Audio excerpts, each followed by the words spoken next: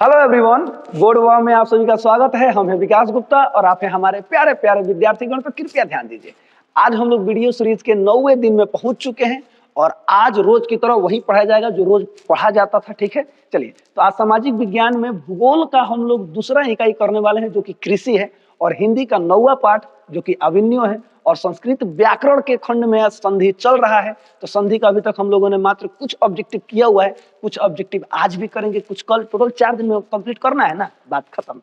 चलिए तो शुरू करते हैं। यदि आपको किसी का आंसर पता हो तो जरूर कमेंट कीजिए। तो सामाजिक विज्ञान भूगोल दूसरा इकाई कृषि, आइए। पहला क्वेश्चन है बाबू, निम्नलिखित में खरीफ फसल कौन है? खरीफ फसल कौन होता है? तो चावल वाला होता है। तो चावल है, तो चावल कहना है, तो ऑप्शन नंबर सी हो जाएगा। बाकी गेहूं, सरसों, मटर क्या है? सब रबी फसल के अंतर्गत आता है। ठीक है, अगला देखिए। अगला है, चावल किस प्रकार की जलवायु का पौधा है? याद रखिएगा, उष्ण आर्द्र, ऑप्शन नंबर सी हो जाएगा। तो चावल उष्ण आर्द्र जलवायु का पौधा है। ओके, चलिए। अगला क्वेश्चन है, चावल है, अब इन्हें पता नहीं है, खरीफ है, ऑप्शन नंबर ए हो जाएगा। अगला है, दाल किस पौष्टिक अंश का स्रोत है? प्रोटीन एकदम कूट कूट के भरा होता है दाल में। दाल खाइए, आप पढ़ते रहिए, गर्द उड़ाते रहिए कि ना। हाँ, ऑप्शन नंबर बी हो जाएगा। अगला है, रबी की फसल किन महीनों में बोई जाती है? याद रखिएगा, अब कौन दिन पहले बोआई ला रबी मैंने गेहूं छिटाई है, सरसों। हाँ, तो वही अक्टूबर नवंबर, याद रखिएगा, ऑप्शन नंबर सी हो जाएगा। चलिए अगला क्वेश्चन बाबू, निम्नलिखित में कौन व्यवसायिक फसल नहीं है? नहीं पूछा है, याद रखिएगा। तो ध्यान दीजिएगा, गन्ना, जूट, तंबाकू ये व्यवसायिक फसल के अंतर्गत आते हैं। गेहूं जो है वो व्यवसायिक फसल के अंतर्गत नहीं आता है। अगला क्वेश्चन है, सोपानी कृषि, नहीं सोपानी कृषि होता है। ठीक है, चलिए जो भी है। तो सोपानी कृषि किस राज्य में प्रचलित है? याद रखिएगा, उत्तराखंड में सबसे ज्यादा प्रचलित है, ऑप्शन नंबर डी हो जाएगा। अगला है, ऑपरेशन फ्लड क्या है? ऑपरेशन फ्लड डेयरी विकास है, याद रखिएगा, ऑप्शन नंबर बी हो जाएगा। अगला है बाबू, निम्न में से कौन रोपण फसल नहीं है? तो ध्यान दीजिएगा, रबड़, गन्ना और चाय ये रोपण फसल के अंतर्गत आते हैं। ये जो धान है ये नहीं है, ऑप्शन नंबर सी हो जाएगा। अगला है बाबू, भारत की प्रमुख खाद्यान्न फसल कौन है? इसमें से खाद्यान्न फसल कौन है? तो अपना धान है, ऑप्शन नंबर डी हो जाएगा। अगला देखिए, अगला है, निम्नलिखित में से कौन रबी फसल है? गेहूं, बताया गया था ना। तो गेहूं की तरह ढूंढ लीजिए, ऑप्शन नंबर सी हो जाएगा। चलिए अगला क्वेश्चन है, धान का एक प्रकार है, धान का एक प्रकार है, तो याद रखिएगा, औस भी है, अमन भी है और बोरो भी है, इसलिए इनमें से सभी हो जाएगा। ठीक है, अगला क्वेश्चन है, निम्न में से कौन खरीफ की फसल है? खरीफ बोल रहा है, तो धान है, तो धान किधर है? ऑप्शन नंबर डी हो जाएगा। अगला है, निम्न में से कौन रोपण फसल का उदाहरण है? अभी मैंने कुछ देर पहले बताया था ना कि रबड़, चाय, गन्ना ये सब रोपण फसल के अंतर्गत आते हैं, और धानवा जो था वो नहीं आ रहा था, ऑप्शन नंबर डी हो जाएगा, इनमें से सभी। ध्यान दीजिएगा। अगला है, निम्न में से कौन दलहनी फसल वायुमंडलीय नाइट्रोजन का स्थिरीकरण नहीं करती है? याद रखिएगा, राजमा। राजमा खाते हैं लोग ना, ऑप्शन नंबर डी हो जाएगा। चलिए अगला क्वेश्चन है, भारत में बफर स्टॉक कौन बनाता है? भारत में बफर स्टॉक कौन बनाता है? याद रखिएगा, भारतीय खाद्य निगम बनाती है। ओके, ऑप्शन नंबर ए हो जाएगा। अगला है, निम्न में से कौन भारत में सर्वाधिक चाय निर्यातक पतन है? तो याद रखिएगा, कोलकाता। ओके, अगला क्वेश्चन है, औस प्रकार है, अभी बताए थे, धान का एक प्रकार है, ऑप्शन नंबर बी हो जाएगा। अगला है, दक्षिण भारत में सर्वाधिक गन्ना उत्पादक राज्य कौन है? तमिलनाडु है, तमिलनाडु किधर है? ऑप्शन नंबर सी हो जाएगा। चलिए अगला क्वेश्चन, खत्म। इकाई 2 कृषि में उतना ही है। चलिए हिंदी का 9वां लेसन अभिन्यो करते हैं। ध्यान दीजिएगा एक एक क्वेश्चन पे। ओके, तो 9वां लेसन अभिन्यो। पहला क्वेश्चन है बाबू, अभिन्यो में 19 दिनों के प्रवास के दौरान लेखक ने कितने गद्य की रचना की? बताइए तो कितने गद्य की रचना की? याद रखिएगा, ऑप्शन नंबर ए, टोटल 27 गद्यों की रचना की थी इन्होंने। ओके, अगला है, ल मदामोजेल, याद रखिएगा, ल मदामोजेल द अभिन्यो किसकी रचना है? बताइए किसकी रचना है? इसका याद रखिएगा, पिकासो की रचना है, ऑप्शन नंबर बी हो जाएगा। ठीक है, चलिए अगला क्वेश्चन है, ला शत्रुज का धार्मिक उपयोग कब से कब तक होता रहा? याद रखिएगा, 14वीं सदी से लेकर के फ्रेंच क्रांति तक होता रहा, ऑप्शन नंबर डी हो जाएगा। चलिए अगला क्वेश्चन है, फ्रांस का एक प्रमुख कला केंद्र रहा है, कौन रहा है? अविन्यो रहा है। एफिल टावर है ना, आईफल टावर, इहो है फ्रांस में, लेकिन कला केंद्र बोल रहा है तो ऑप्शन नंबर बी हो जाएगा अविन्यो। ओके, चलिए अगला क्वेश्चन है, अविन्यो किस देश में है? अविन्यो किस देश में है? फ्रांस में है, ऑप्शन नंबर बी हो जाएगा। अगला है, कविता नहीं है, इनमें से कौन कविता नहीं है? तो अविन्यो कविता नहीं है, स्वदेशी हमारे दिन भारत माता, ये तो कविता है। आगे बढ़ते हैं, अगला है, अशोक वाजपेयी का जन्म कब हुआ था? तो ये जो पाठ लिखे हैं, अशोक वाजपेयी का जन्म कब हुआ था? याद रखिएगा 16 जनवरी 1941 ईस्वी में हुआ था। अगला है, विलन्नो था, याद रखिएगा क्या था? तो याद रखिए विलन्नो था, ठीक है। चलिए ये क्या है तो बताइए, तो आप बताइए तो, एक शहर था कि एक छोटा सा गांव था कि एक नदी थी कि एक झील थी? क्या थी? एक छोटा सा गांव था, ऑप्शन नंबर बी हो जाएगा, ठीक है। चलिए अगला क्वेश्चन है, अविन्यो किस नदी पर स्थित है? अविन्यो रोन नदी पर स्थित है, ऑप्शन नंबर ए हो जाएगा। अगला है, रोन नदी के किनारे बसे शहर का नाम क्या है? माने है क्या था? तो अविन्यो था, यही का क्वेश्चन ऊपर नीचे आ जाओ, अब ऊपर कर टिक कर दीजिएगा, ठीक है। बस इसी तरह आता है, एकदम आसान आएगा, बेफिक्र रहिए, ठीक है। चलिए अगला क्वेश्चन है, प्रत्येक वर्ष अविन्यो में कैसा समारोह आयोजित होता है? कैसा समारोह आयोजित होता है? याद रखिएगा रंग समारोह, ऑप्शन नंबर ए हो जाएगा, ठीक है। अगला क्वेश्चन है, लेखक अविन्यो क्या साथ लेकर गए थे? हाँ, लेखक जब गए थे अविन्यो क्या साथ लेकर गए थे? तो कुर्सी लेकर गए थे कि पुस्तक, टाइपराइटर और रेप्स? रेप्स नहीं होता है बाबू, टेप्स लेकर गए थे, यही ऑप्शन सही, ऑप्शन नंबर बी हो जाएगा, ठीक है। याद रखिएगा टेप्स लेकर गए थे अपने साथ। अगला है, ला शत्रुज क्या है? ला शत्रुज एक ईसाई मठ है, ऑप्शन नंबर डी हो जाएगा। चलिए अगला क्वेश्चन है, पिकासो की विख्यात कृति का नाम है? अबे शुरू में मैंने बताया था आपको, याद रखिएगा मदामोजेल the Avignon, option number C हो जाएगा, ठीक है।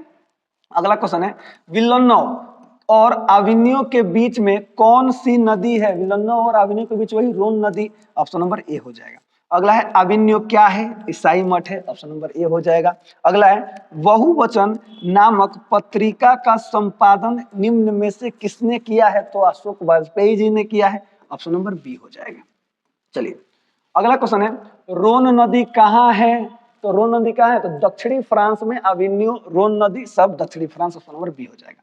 अगला है, निम्नलिखित में से कौन सी रचना अशोक वाजपेयी की है? कौन सी रचना अशोक वाजपेयी की है? जल्दी से बताइए, कविता का जनपद कि नौकर की कमीज कि सौर मंडल कि अक्षर ज्ञान, कौन सा है? याद रखिएगा कविता का जनपद, ऑप्शन नंबर ए हो जाएगा, ठीक है। अगला क्वेश्चन है, शहर अब भी संभावना है किसकी कृति है? तो अशोक वाजपेयी जी कृति है, ऑप्शन नंबर ए हो जाएगा, ठीक है। चलिए हाँ, संस्कृत, तो संस्कृत में हम लोग संस्कृत व्याकरण कर रहे हैं, संधि चल रहा है, कल 19 को किए थे, चलिए आज 20 नंबर से चालू करते हैं, ठीक है। चलिए वो ध्यान दीजिएगा। पहला है, प्रोक्ता में किन किन वर्णों की संधि हुई है? प्रोक्ता, प्रोक्ता में किन किन वर्णों की संधि हुई है बताइए। याद रखिए ऑप्शन नंबर अ और उ की संधि हुई है प्रोक्ता में, ऑप्शन नंबर सी हो जाएगा, ठीक है। अगला देखिए, अगला है, तत्र जोड़ एकह, तत्र जोड़ एकह की संधि क्या होगी? बताइए क्या होगी? याद रखिएगा तत्रेकह होगी, ऑप्शन नंबर ए हो जाएगा। अगला है, क्व जोड़ अपी की संधि क्या होगी? क्व जोड़ अपी की संधि क्या होगी? याद रखिए क्वापी हो जाएगा, ऑप्शन नंबर ए हो जाएगा। अगला है, गायकः का संधि विच्छेद क्या होगा? गायकः का संधि विच्छेद होता है, याद रखिए गय जोड़ अकह, ऑप्शन नंबर बी हो जाएगा। अगला है, सदुक्ति में कौन संधि है? सदुक्ति में कौन सी संधि है? याद रखिएगा व्यंजन संधि है, ऑप्शन नंबर बी हो जाएगा। चलिए अगला क्वेश्चन है बाबू, न्यूनाधिकम में कौन सी संधि है? स्वर संधि है, ऑप्शन नंबर ए हो जाएगा। अगला है बाबू, तयोरेकह का सही विच्छेद यानी सही संधि विच्छेद क्या होगा? तयोरेकह का, याद रखिएगा तयो जोड़ एकह हो जाएगा, ऑप्शन नंबर बी हो जाएगा।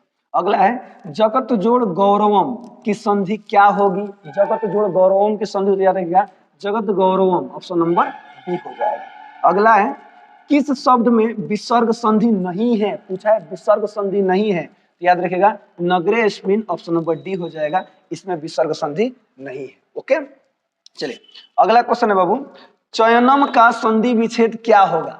चयनम का संधि विच्छेद क्या होगा? याद रखिएगा चे जोड़ अनम होगा, ऑप्शन नंबर सी हो जाएगा।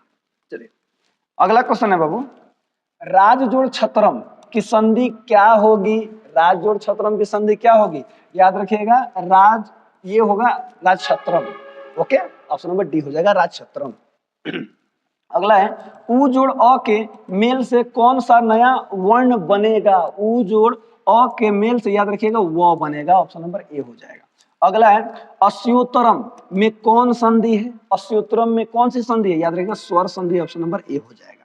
अगला है इतस्ततः किसका संधि विच्छेद क्या होगा? इतस्ततः याद रखिएगा इसका, इसमें विसर्ग संधि है बाबू, इसलिए क्या हो जाएगा इतः जोड़ ततः, ऑप्शन नंबर ए हो जाएगा। ठीक है, अगला बढ़ते हैं आगे है अ जोड़ ई के मेल से कौन सा नया वर्ण बनेगा?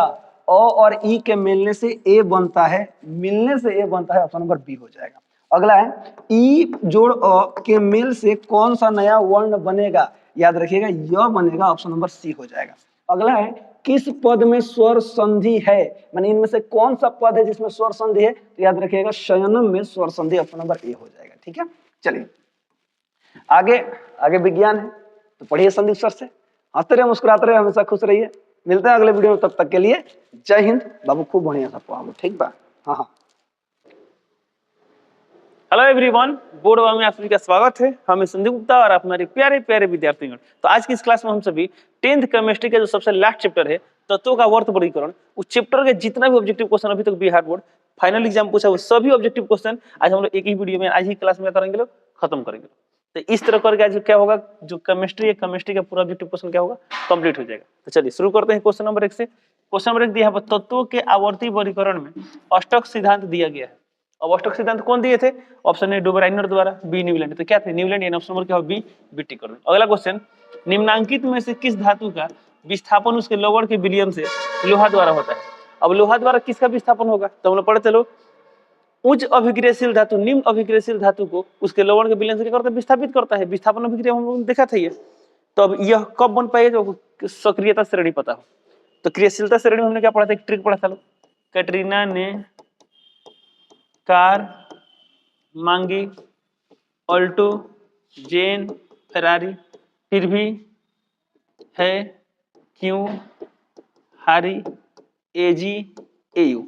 ओके, चलिए अब देखिए इसमें एक है सबसे अधिक क्रियाशील पोटेशियम, उसके बाद सोडियम, फिर कैल्शियम, फिर मैग्नीशियम, फिर एल्युमिनियम, फिर जिंक। ये दिखाई दे रहा है ना, ये वाला क्या है? क्रियाशीलता श्रेणी है। ओके, अब इसमें बोला गया है कि विलयन से लोहा द्वारा विस्थापित होता है। अब लोहा द्वारा कौन विस्थापित होगा? देखिए तो ऑप्शन है तांबा। जी बिल्कुल, तांबा हो। देखिएगा तांबा क्या है? लोहा से कम क्रियाशील है। इसका ऑप्शन नंबर क्या होगा? ऑप्शन नंबर होगा ए, 80 कर दो। ओके, क्या सोडियम को लोहा विस्थापित कर सकता? नहीं कर सकता। क्यों नहीं कर सकता? देखिए तो सोडियम कहां पर? यहाँ पर। सोडियम तो लोहा से अधिक क्रियाशील है ना। कैल्शियम, कैल्शियम भी क्या है? लोहा से अधिक क्रियाशील है। मैग्नीशियम भी क्या है? लोहा से अधिक क्रियाशील है। लोहा किसको विस्थापित कर सकता है? कॉपर कर सकता है, तांबा कर सकता है। चलिए अगला क्वेश्चन लिखते हैं लोग। अगला क्वेश्चन दिया यहाँ पर, मेंडलीफ ने अपने आवर्त सारणी में तत्वों को सजाया। तो मेंडलीफ ने आवर्त सारणी में तत्वों को किस क्रम में सजाया? परमाणु संख्या के क्रम में सजाया था, परमाणु द्रव्यमान के बढ़ते क्रम में सजाया था? तो परमाणु द्रव्यमान के बढ़ते क्रम में ऑप्शन नंबर क्या होगा? इसका ऑप्शन नंबर बी, बीटी कर देंगे। ओके, और जो आधुनिक आवर्त सारणी बना है ना, वो परमाणु संख्या के बढ़ते क्रम में सजाया गया। अगला क्वेश्चन दिया यहाँ पर, मेंडलीफ आवर्त नियम तत्वों के वर्गीकरण का आधार क्या है? मेंडलीफ आवर्त नियम के तत्वों के वर्गीकरण का आधार क्या है? ऑप्शन है परमाणु त्रिज्या, बी परमाणु घनत्व, सी परमाणु संख्या, डी परमाणु द्रव्यमान। तो ऑप्शन क्या है? डी, तो डीटी कर देंगे। ओके, अगला क्वेश्चन देखते हैं, मेंडलीफ की आवर्त सारणी में वर्गों की संख्या कितनी है? कितने वर्ग है? 8 वर्ग है। ऑप्शन नंबर क्या होगा? सी, सीटी कर देंगे। तो मेंडलीफ की आवर्त सारणी में कुल कितने वर्ग है? 8 वर्ग है। चलिए चलता है अगला क्वेश्चन पे। अगला क्वेश्चन यहाँ पर, आवर्त सारणी के शून्य समूह का तत्व है। शून्य समूह माने क्या हुआ? वर्ग 8, वर्ग 18, वर्ग 18।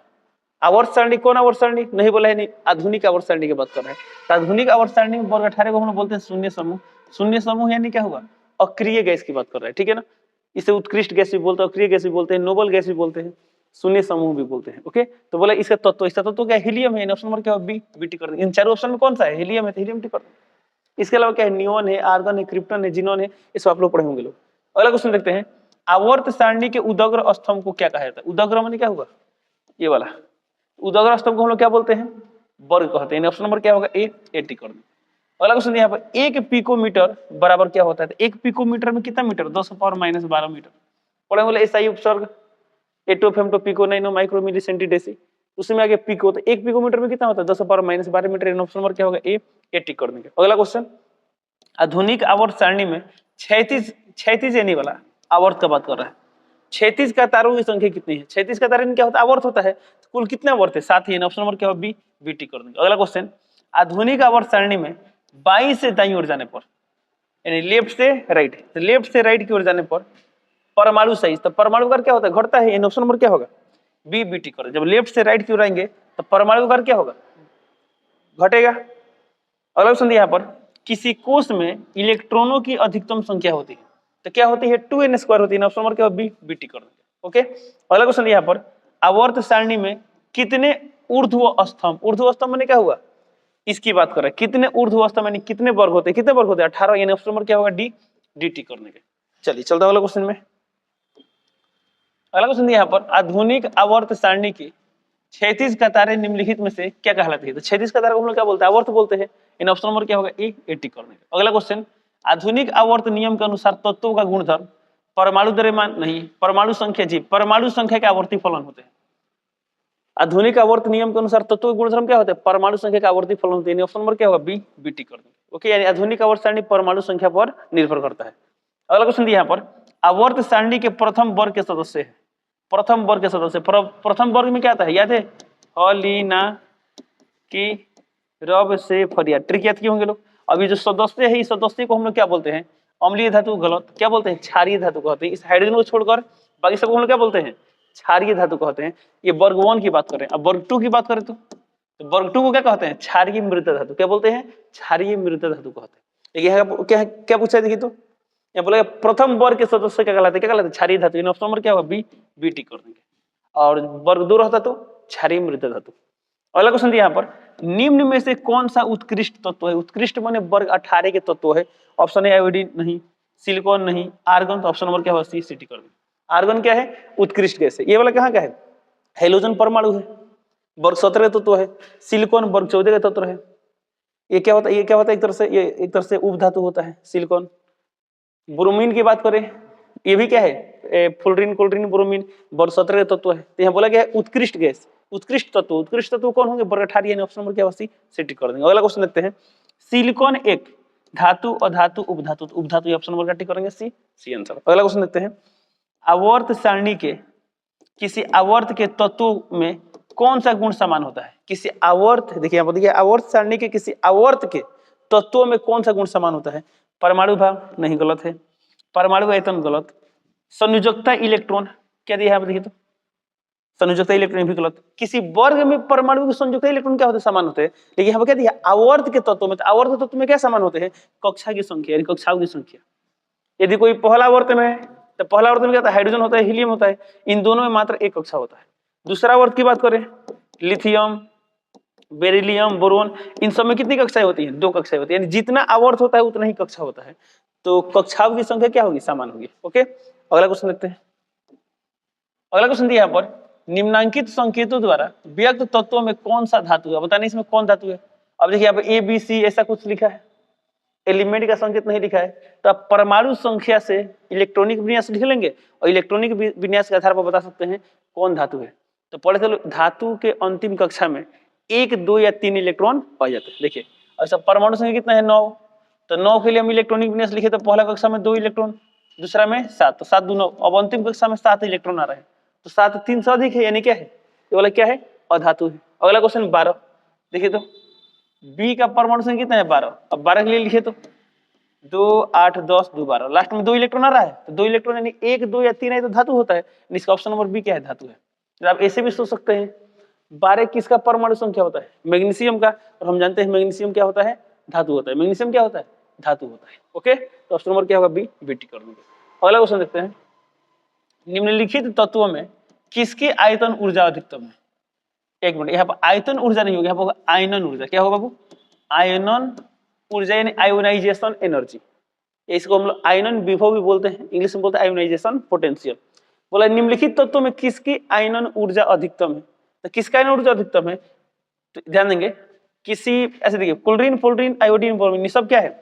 वर्ग 17 तत्व इस तरह होता है, फ्लोरीन, क्लोरीन, ब्रोमीन, आयोडीन।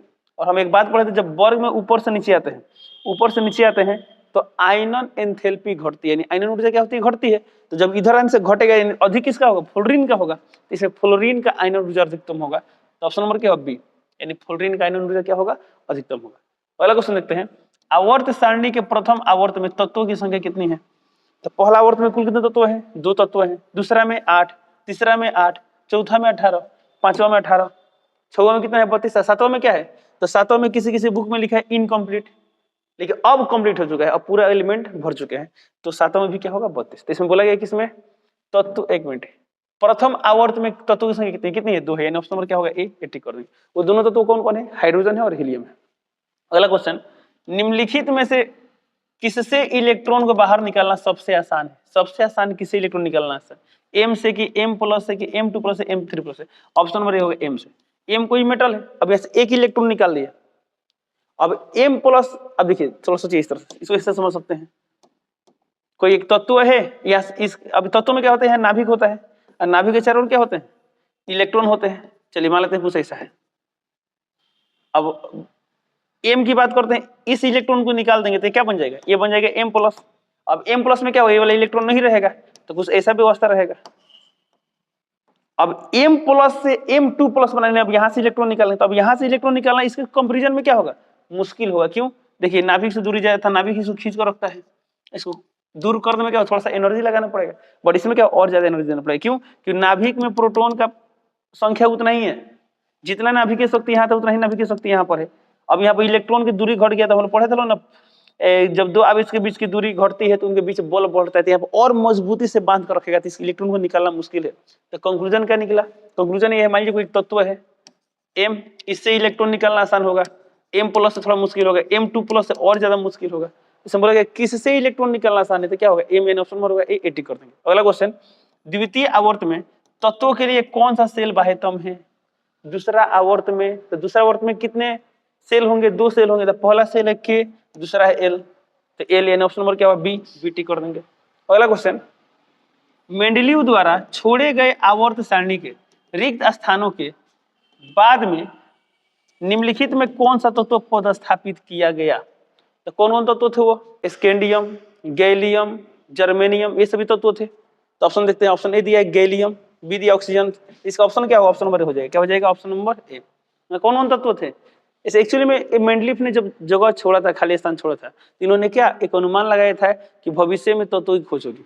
तो खोज नहीं हुई थी, तो उस तत्व का नाम एका बोरोन, एका एल्यूमिनियम, इस तरह क्या नामकरण कर दिए थे, बट बाद में खोज हुआ।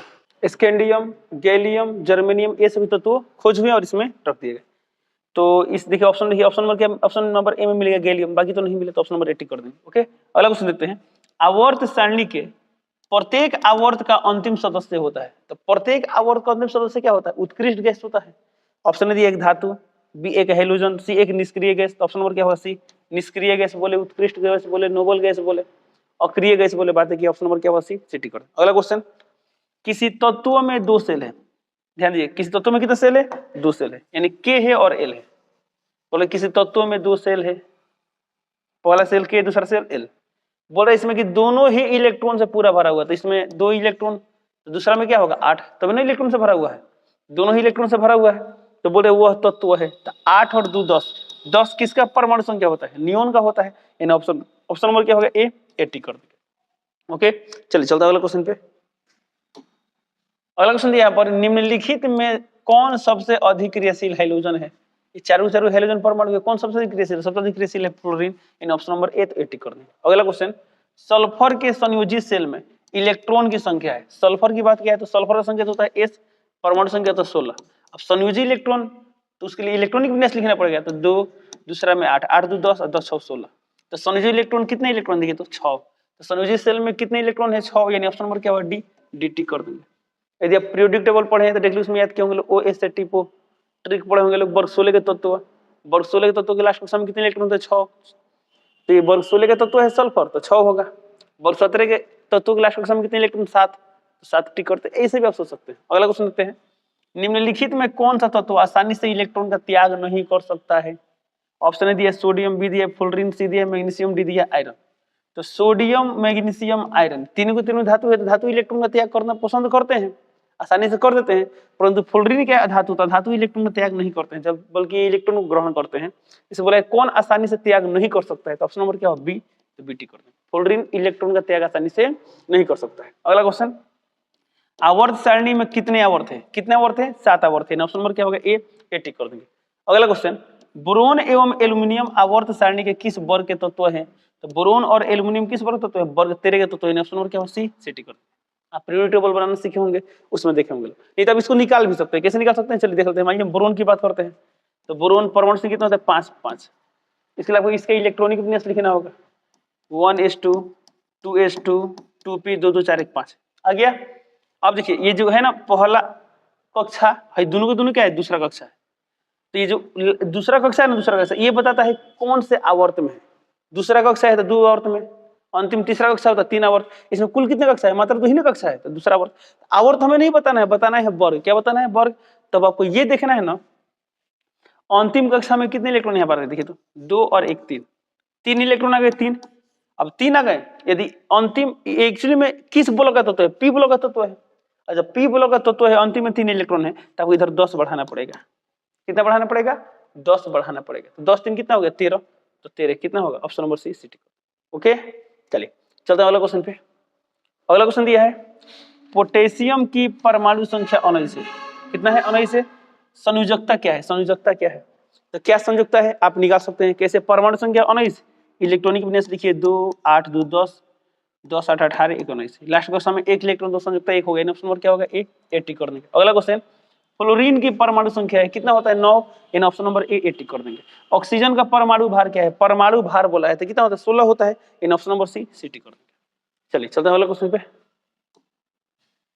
अगला क्वेश्चन दिया यहाँ पर बोरोन का परमाणु भार क्या है? तो बोरोन का परमाणु भार कितना होता है? 10.8 होता है, लगभग 10.811 होता है। तो 10.8 याद रखिए। ऑप्शन ए दिया है 10, बी दिया है 11, सी दिया है 12, डी दिया है 13। अब बताइए 10 होगा कि 11 होगा? तो 10.8 किसके नजदीक है? 10 की 11, 11 के नजदीक है। ऑप्शन नंबर क्या बी बी आ गया। अगला क्वेश्चन, कार्बन आवर्त सारणी के किस वर्ग का सदस्य है? तो कार्बन किस वर्ग का सदस्य? वर्ग 14। आप निकाल सकते हैं इलेक्ट्रॉनिक विन्यास लिखकर। ऑप्शन नंबर क्या होगा? डी टिक कर देंगे। अगला क्वेश्चन, आधुनिक आवर्त सारणी में दाई से बाई ओर जाने पर, दाई से बाई दिया, ध्यान दीजिएगा, यानी राइट से लेफ्ट, यानी इधर आने की बात कर रहा है, राइट से लेफ्ट आने पर परमाणु का आकार कुछ देर पहले पढ़े चलो, उसमें था लेफ्ट से राइट, तो लेफ्ट से राइट यानी घटता है, तो राइट से लेफ्ट आने में क्या होता है? बढ़ता है। तो इसका आंसर क्या होगा? इसका आंसर होगा ऑप्शन नंबर ए टिक कर देंगे। ओके, अगला क्वेश्चन, सोडियम की परमाणु संख्या कितना होता है? 11। इन ऑप्शन नंबर क्या होगा? सी टिक कर देंगे। मैग्नीशियम की परमाणु संख्या 12, इसकी संयोजकता क्या है? हालांकि आपको याद होगा मैग्नीशियम का संयोजकता क्या होता है? 2 होता है। ऑप्शन नंबर बी टिक कर देंगे। आप इसको निकाल सकते हैं कैसे? 12 है तो पहला में 2, दूसरा में 8, 8 2 10 2 12, तो लास्ट में 2 आ गया तो 2 टिक कर दिए। ओके, अगला क्वेश्चन देखते हैं, आवर्त सारणी के किसी समूह के सभी तत्वों की संयोजकता होती है? आवर्त सारणी के किसी समूह के सभी तत्वों की संयोजकता, समूह का बात कर रहे हैं, वर्ग का बात कर रहे हैं, तो वर्ग में तत्वों की संयोजकता या संयोजी इलेक्ट्रॉन क्या होती है? सेम होती है। हालांकि संयोजी इलेक्ट्रॉन संयोजकता अलग होता है। इसका संयोजी इलेक्ट्रॉन कितना है? 2, संयोजकता भी कितना है? 2। मान लीजिए हम क्लोरीन की बात करें, क्लोरीन 17 2 8 7, संयोजी इलेक्ट्रॉन कितना है? 7। ये संयोजकता कितना होता है? 1 होता है। तो पढ़े थे ना, जब 4 से अधिक संयोजी इलेक्ट्रॉन होते हैं तो 8 में से घटाते हैं तो संयोजकता निकलता है। ये संयोजकता कितना आएगा? 1 आएगा। ओके, तो आपको बता दें किसी आवर्त सारणी में किसी भी वर्ग में चला, वर्ग में, तो वर्ग में तत्वों के संयोजी इलेक्ट्रॉन सेम होते हैं, संयोजकता भी सेम होता है। ठीक है, इसमें बोला कि संयोजकता होती है, सभी तत्वों की संयोजकता होती है किसमें? किसी समूह में क्या होती है? समान होती है। समूह यानी वर्ग होता है, तो वर्ग में संयोजकता क्या होती है? समान। ऑप्शन नंबर क्या होगा? ए टिक कर देंगे। ओके, अगला क्वेश्चन देखते हैं, आवर्त सारणी के तृतीय वर्ग में यानी तीसरा वर्ग में तत्वों की संख्या कितनी है? तो तीसरा वर्ग में कितने तत्व है? तो बता दें आपको, आवर्त सारणी में 18 वर्ग है। 18 वर्ग में सबसे बड़ा वर्ग कौन सा होता है? वर्ग 3 होता है। क्या होता है? वर्ग 3। अब वर्ग 3 में 32 तत्व होते हैं। सर 32 तत्व कैसे हो सकते हैं? क्योंकि वर्ग 3 में ही क्या होता है? एफ ब्लॉक के तत्व किसको रखा गया है? एफ ब्लॉक के तत्व को रखा गया। डी ब्लॉक के तो 4 है और एफ ब्लॉक के कितना है? 14 दूना 28, 28 28 सर कितना हो गया? 32। तो कुल 32 तत्व है। तो कहाँ गया क्वेश्चन? आवर्त सारणी के तृतीय वर्ग में कितने तत्व है? 32 तत्व। एक ऑप्शन ए दिया है 18, बी दिया है 12, सी 10, डी 8। इसमें कोई भी ऑप्शन नहीं दिया है, यानी सभी ऑप्शन गलत है। तो ऐसे सिचुएशन में क्या होगा? आप कोई भी ऑप्शन टिक करके आएंगे, बिहार ब्लॉक को नंबर दे देगा। बट अब कोई नहीं टिक रहा, थोड़ा सोचिए कहाँ पर इसमें मिस्टेक हो गया होगा। ऑप्शन लिखने में मिस्टेक हुआ होगा। ऐसा भी तो हो सकता है कि यहाँ पर वर्ग नहीं लिखा, आवर्त लिखा हो। क्या लिखा हो? आवर्त। अब हम आपसे क्वेश्चन करते हैं भाई, तो यहाँ पर आवर्त होता तो आंसर क्या होता है? तृतीय आवर्त में कितने तत्व होंगे? तो पहला आवर्त में कितने तत्व? 2, दूसरा में 8, तीसरा में भी 8, तो 8 यानी ऑप्शन नंबर क्या होता है? डी होता है। क्या होता है? Option number. यदि यहाँ पर रहता आवर्त तो ऑप्शन नंबर होता है डी। ओके, बट यहाँ वर्ग है तो इसका आंसर होगा 32, जो कि ऑप्शन में नहीं है। चलिए चलते हैं अगले क्वेश्चन पे। एक तत्व का इलेक्ट्रॉनिक विन्यास 2 8 7 है। इस तत्व की परमाणु संख्या सिंपल है, जोड़ देंगे। कितना गया? 7 2 9 8 8 16 17 17 कितना गया? 17 8 2 10 17 यानी ऑप्शन नंबर क्या होगा? सी। सी टिक कर देंगे। अगला क्वेश्चन देखते हैं। निम्नांकित में कौन उप धातु है? ऑप्शन ए आयरन, आयरन धातु होता है। कॉपर धातु, निकल धातु। ऑप्शन नंबर डी होगा एस। एस माने क्या हुआ? आर्सेनिक। आर्सेनिक क्या है? उप धातु है। चलिए चलते हैं अगले क्वेश्चन पे। ओके, क्वेश्चन कंप्लीट हुआ। तो इस तरह का क्या होता है, केमिस्ट्री का हम लोगों ने पूरे ऑब्जेक्टिव क्वेश्चन जितना भी तक बिहार में पूछा था ना, सब कंप्लीट कर लिए लोग। अगले क्लास में देखते हैं क्या शुरू करते हैं लोग, फिजिक्स या बायोलॉजी। चलिए इसी साथ इस वीडियो को कंप्लीट करते हैं, मिलते हैं अगले क्लास में। तब तक के लिए जय हिंद।